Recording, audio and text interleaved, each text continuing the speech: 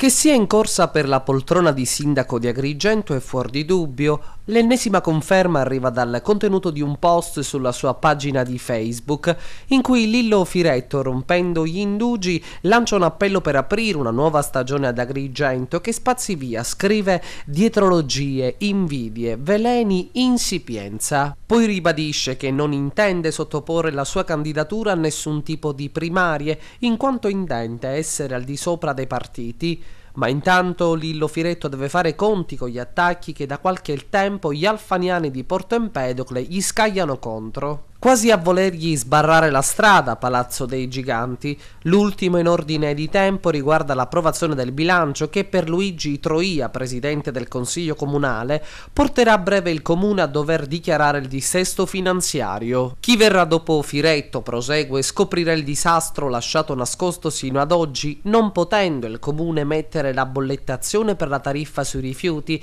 in quanto il relativo regolamento è stato approvato in ritardo con conseguente pioggia di ricorsi dei cittadini che vorranno l'annullamento delle bollette. Su questa ed altre situazioni, conclude Troia, l'NCD non intende tacere la verità e dagli alfaniani replicano i consiglieri di maggioranza Salvatore Bartolotta, Angela Di Gloria, Luigi Borgognone, Gianluca Di Gloria, Domenico Palumbo Piccionello, Giuseppe Filippazzo, Angelo Chipinti e Rodolfo Pagano, secondo i quali ormai le reiterate dichiarazioni di Troia non meravigliano e precisano che l'approvazione del regolamento Tari è di competenza dell'Aula, non certamente della Giunta né del Sindaco. Dagli atti emerge chiara l'irresponsabile gestione dei lavori consiliari da parte di Troia che oggi, proseguono i consiglieri, vorrebbe girare la frittata e sconvolgere un ruolo di piccolo killeraggio politico.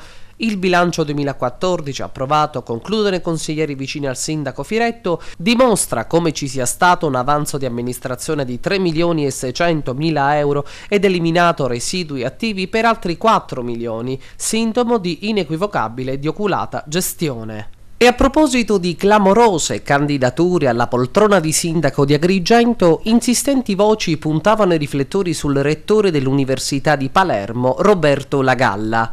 Ecco la sua esclusiva dichiarazione a tal proposito al microfono del nostro direttore Arturo Cantella. Ecco, si parla di un suo eventuale coinvolgimento alle prossime candidature a sindaco di Agrigento, cosa c'è di vero? Lo apprendo da lei, mi viene nuovo, ma lo escludo nella maniera più categorica, non perché non sia particolarmente vicino a questa città, ma perché credo che questa città sappia e possa esprimere identità locali assolutamente capaci di governare una città che oggi ha bisogno fortemente di essere governata, al di là della buona volontà e dell'impegno forte che il commissario sta generosamente ponendo in essere in questa settimana. Ma se c'è una chiamata dall'alto? Beh, la chiamata dell'alto è del Padre Eterno normalmente e qui adesso abbiamo anche la fortuna e l'onore di avere un cardinale, quindi diciamo non tocca a me parlare di alto.